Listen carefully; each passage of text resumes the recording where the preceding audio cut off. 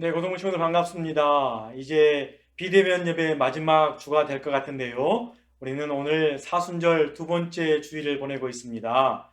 우리가 주일은 작은 부활절로 지키자라고 했지만 우리가 주일을 뺀 나머지 사순절 동안에는 예수 그리스도를 조금 더 묵상하고 예수 그리스도의 가르침을 우리가 몸소 기억하는 그러한 날들로 채워갔으면 좋겠습니다. 오늘 거룩한 주일인데요. 여러분 시간을 정하고 될 수 있으면 오전에 우리가 함께 짧은 시간이지만 함께 예배함으로 우리가 한 주간의 삶을 예수 그리스도와 함께 승리로 나아가길 원합니다. 이런 마음 가지고 우리 함께 예배하겠습니다. 사도신경. 나는 전능하신 아버지 하나님 천지의 창조주를 믿습니다. 나는 그의 유일하신 아들 우리 주 예수 그리스도를 믿습니다.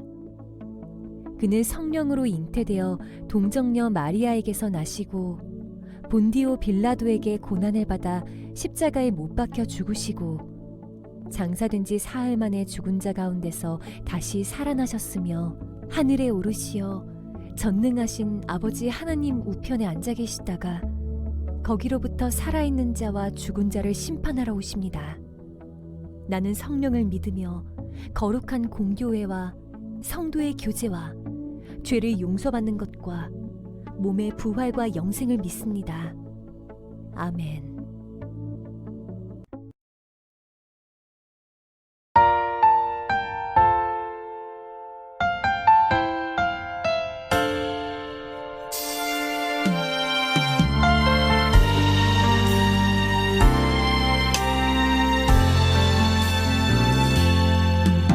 세상의 유혹 시험이 내게 몰려올 때에 나의 힘으론 그것들 모두 이길 수 없네.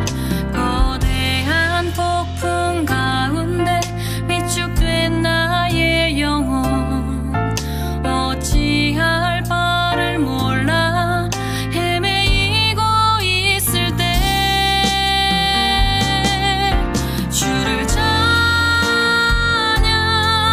손을 들고 찬양 전쟁은 나에게 속한 것 아니니 주를 찬양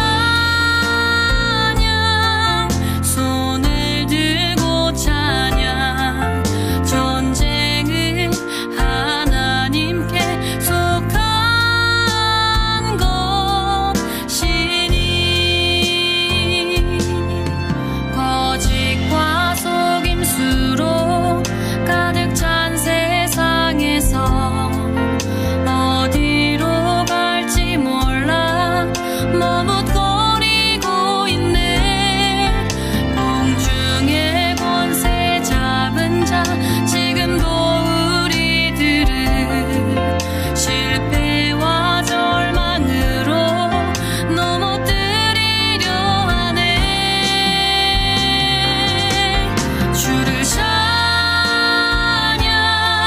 손을 들고 찬양 전쟁은 나에게 속한 것 아니니 주를 찬양 손을 들고 찬양 전쟁은 하나님께 속한 것이니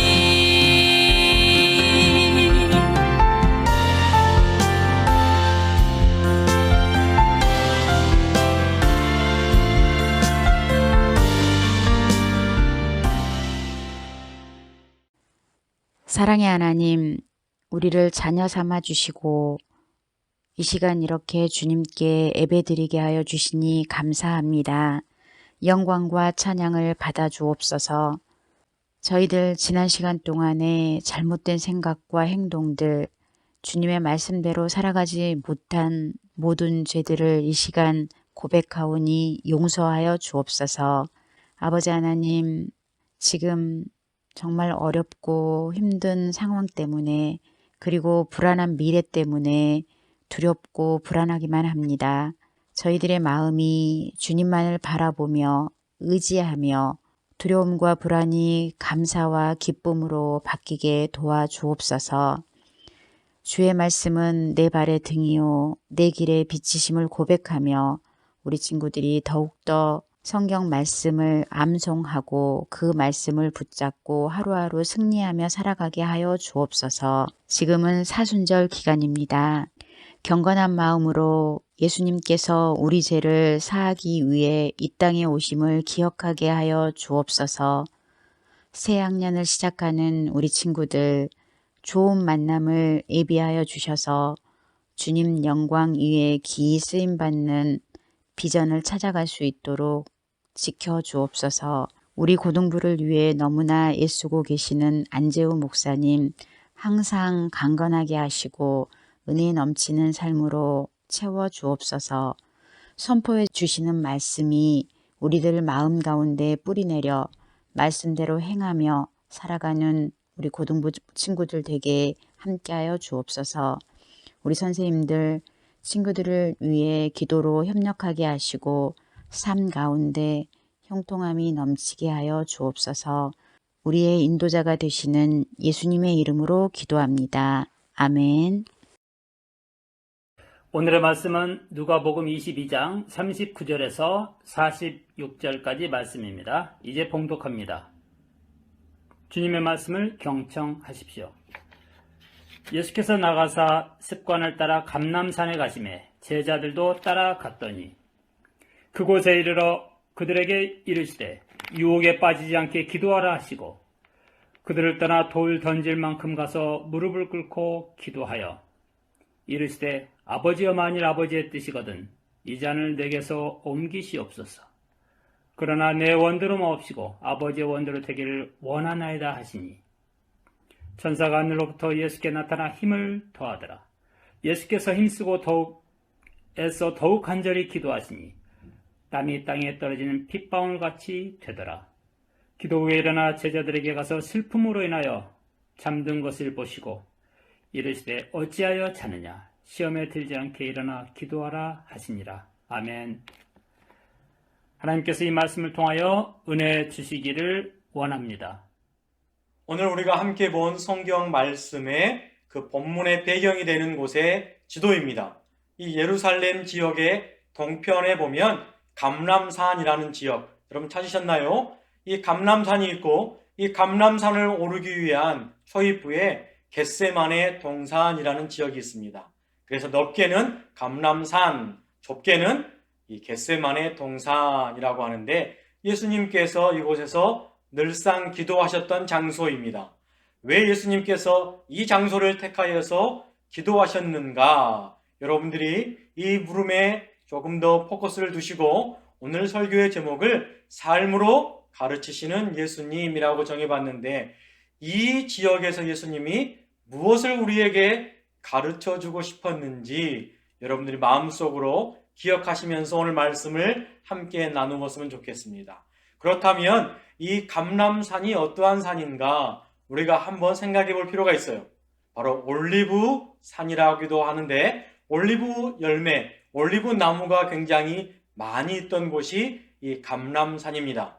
여러분 올리브 열매 많이 보셨죠? 이렇게 생겼는데요. 우리가 늘상 이 올리브 열매에서 짠 올리브 기름을 먹기도 하고 이 올리브 열매를 슬라이드해서 피자에나 샐러드에 토핑으로 우리가 많이 먹기도 하죠. 여러분이 또 알기 쉽게 바로 여러분이 자주 가는 이 올리브 땡, 바로 감람산이 올리브산이라는 것이에요. 근데 왜 예수님께서 이 감람산에서 삶으로 몸소 우리에게 혹은 그 당시의 제자들에게 무엇을 보여주었을까? 말씀을 한 절 한 절 우리가 살펴보기를 원합니다. 먼저 오늘 본문 39절에 보면 예수님께서 나가사 습관을 따라 습관대로 습관에 따라 어디에 감람산에 가심에 제자들도 따라갔더니 그러니까 항상 이 습관에 따라 예수님이 감람산에 제자들을 데리고 오르셨다라는 거예요. 영어로 보니까 이 습관에 따라라는 이 한글어 번역의 이 영어본에는 went out as usual 이라고 적어져 있는데요. 가셨습니다. 일상 습관대로 늘상 하던 대로 바로 감람산에 가셨다라는 거예요. 그래서 한글어 성경에는 습관이라고 하는데 여러분들이 요즘 자주 사용하는 단어를 굳이 사용하자면 바로 예수님은 루틴에 따라 감람산에 올랐다라는 거예요. 여러분, 루틴의 단어의 뜻이 뭐예요?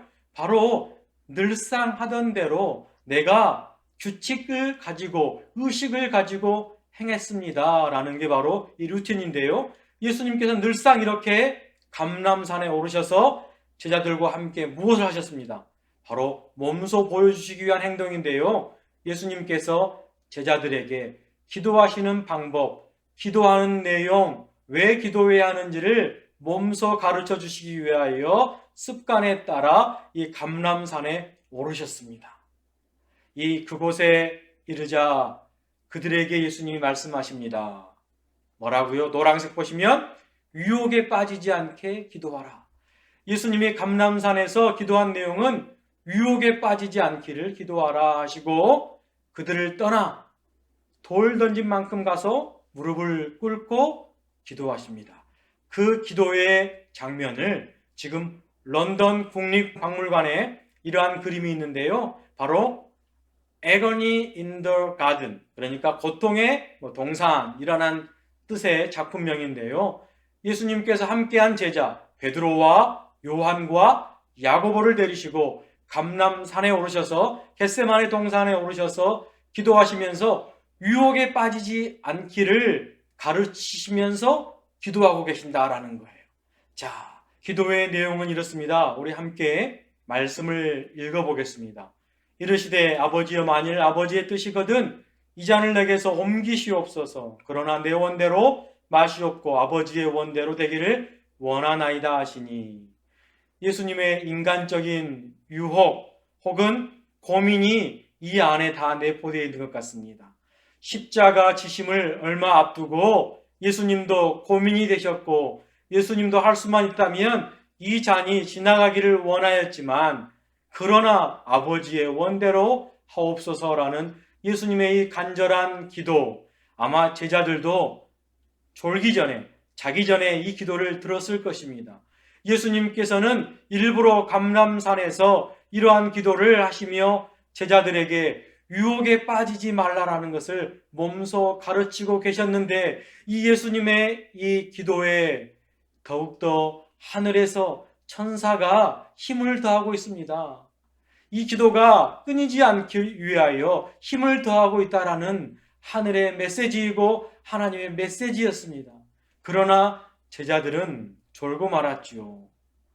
여러분, 이 지역이 어디라고요? 감람산입니다. 겟세마네 동산입니다.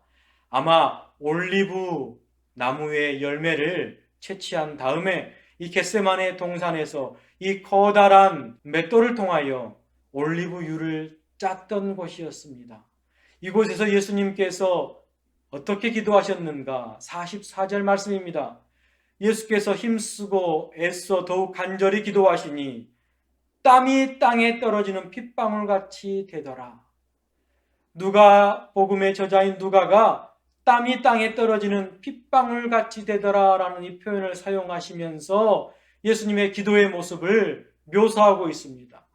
이 감람산, 그것도 겟세마네 동산에서 유혹에 빠지지 않기를 예수님이 몸소 가르쳐 주시며 이 지역에서 이렇게 기도했던 예수님의 모습을 제자들은 기억해야 했습니다. 또한 오늘날 우리도 기억해야 합니다. 왜냐고요? 조금 이따 설명을 한번 해보겠습니다. 이제 기도 후에 일어나 예수님께서 제자들에게 가서 슬픔으로 인하여 잠든 것을 보시고 이렇게 이야기하십니다. 어찌하여 자느냐? 시험에 들지 않게 일어나 기도하라 라고 마지막 또 한 번의 가르침을 이 제자들 베드로와 야고보와 요한에게 이야기합니다. 여러분, 예수님께서 왜 감람산에 오르셨는지, 이 감람산에서는 감람 올리브유를 착즙했던 곳임을 기억하시고 예수님의 기도의 형태와 땀방울이 핏방울이 되도록 기도했던 모습을 여러분들이 다시 한번 상상해 보시기를 원합니다. 그런데 제자들은 그것도 모른 채 슬픔으로 인하여 잠들었다라고 합니다. 왜 슬퍼했는지 오늘 우리의 본문에는 나와 있지 않지만 22장 전반부부터 쭉 살펴보면 그 내용, 어떠한 제자들의 고민이 있었는지를 오늘 본문은, 오늘 누가복음은 이야기를 하고 있습니다. 바로 21절에 보면 마지막 만찬 때, 최후의 만찬 때, 그러나 보라, 나를 파는 자의 손이 나와 함께 상위에 있도다. 예수님의 제자들과 함께 있던 그 자리에 곧 예수님을 팔 자가 이곳에 있다라는 예수님의 이 한 말씀 때문에 제자들은 고민했을 것입니다. 그리고 제자들은 예수님이 계심에도 불구하고 누가 더 크냐라는 다툼의 논쟁의 문제 가운데 있었습니다. 이럴 때 예수님이 수제자인 베드로에게 이렇게 이야기합니다. 이르시되 베드로야, 내가 내게 말하노니 오늘 닭 울기 전에 내가 3번 나를 모른다고 부인하리라 하시니라. 아마 베드로도 기도하러 올라갔는데 내가 3번 모른다고 부인할까?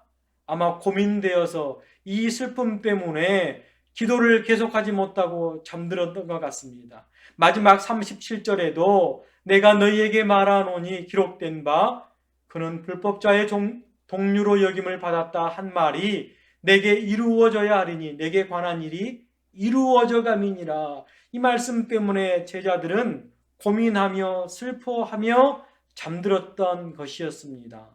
그런데 여러분, 예수님께서 왜 감람산에서 유혹에 빠지지 말라라는 것을 마지막으로 가르쳐 주셨는가? 그것도 몸소 가르쳐 주셨는가?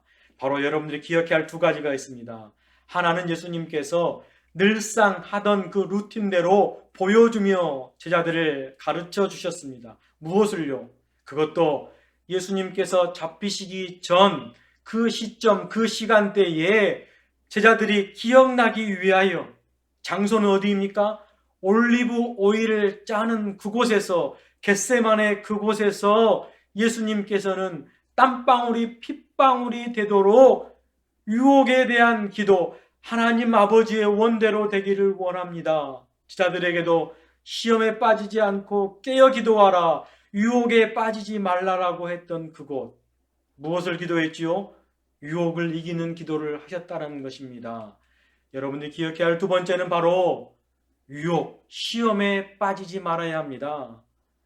올리브 열매가 기름을 짜고 찌꺼기가 되기까지 예수님께서는 힘쓰고 애써 기도하였습니다.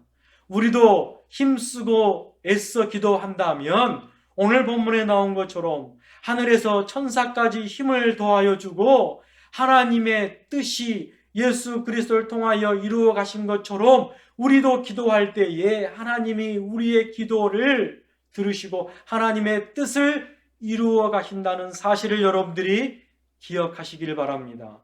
어디서요? 이 올리브 감람산 이 지역과 이 지명과 그곳에 늘상 했던 예수님의 행동, 또 그것이 올리브 기름을 짰던 곳임을 기억하고 예수님의 기도가 이렇게 우리에게 몸소 보여주신 기도임을 기억하고 여러분도 사순절 2번째 주간을 보내면서 여러분 하나님의 뜻이 우리를 통하여 이루어지도록 여러분이 일상에서 여러분이 있는 곳에서 기도하시기를 바랍니다.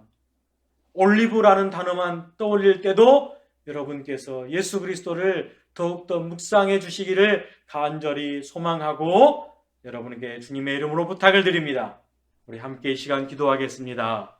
사랑의 하나님 아버지, 거룩한 주일 가정에서 예배합니다.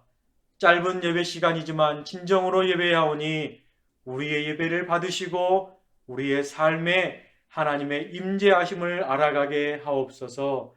우리를 위해 이 땅에 오신 예수님의 삶을 말씀을 통해 듣고 배웁니다.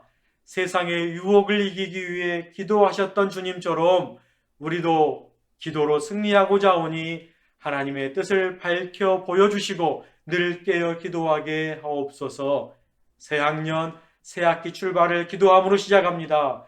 세상에 타협하지 않게 하시며 주님의 제자답게 자녀답게 삶을 살아가게 인도하여 주시길 바라며 이 모든 말씀 우리의 영원한 스승 되시는 예수님의 이름으로 기도합니다. 아멘.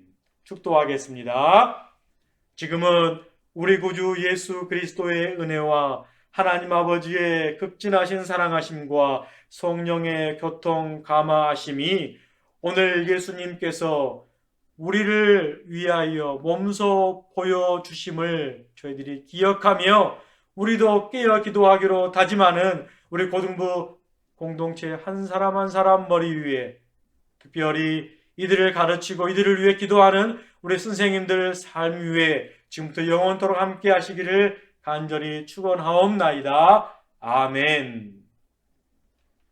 고등부 광고하겠습니다. 드디어 다음 주 3월 7일 우리가 대면 예배를 합니다.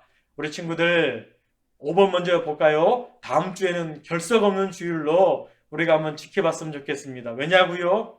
여러분들 보고 싶어서 여러분들 얼굴이 여러분들이 누가 고등부에 올라왔는지도 보고 싶고 우리 친구들 한 사람도 빠지지 없이 3월 7일 대면 예배에 함께 나와 예배하였으면 좋겠습니다. 우리 고등부실은 지하 2층에 있고 넓기 때문에 여러분 다 나와도 30%가 채워지지가 않기 때문에 꼭 함께 나와주시기를 바라고요. 우리 이번 주 암송 포인트는 1800포인트입니다. 2월달 총 4주가 있는데 여러분 4번의 암송을 여러분들이 영상으로 찍어서 우리 담임 선생님께 보내주시기를 바라고요. 다음 주에 대면 예배 때 우리가 지금까지 광고를 많이 했는데 북튜브 설명을 한 번 더 드리고 분량을 한번 나누도록 하겠습니다. 분량은 다음과 같습니다. 우리 검은색 글씨는 벌써 채워졌고요. 이제 우리가 파란색 글씨의 분량을 함께 선택하고 나누는 시간 다음 주에 갖도록 하겠습니다. 이번 주 암송 말씀입니다. 누가복음 22장 42절 말씀인데요. 함께 화면을 보시고 읽어보겠습니다. 이르시되 아버지여 만일 아버지의 뜻이거든 이 잔을 내게서 옮기시옵소서. 그러나 내 원대로 마시옵고 아버지의 원대로 되기를 원하나이다 하시니. 이렇게 말씀 암송도 여러분들이 잘 해주시고 또 포인트를 잘 쌓고 우리가 3월 첫째 주 우리가 포인트대로 또 여러분들 격려하고 시상하도록 하겠습니다. 돌아오는 3월 7일 첫째 주는 우리가 작년에 예배드리고 올해 들어서 처음 예배드리는데 모두가 함께 나와 예배하였으면 좋겠습니다. 결석 없는 주일로 모두가 함께 예배하는 날로 지키면서 우리 친구들이 안전하게 예배하였으면 좋겠습니다.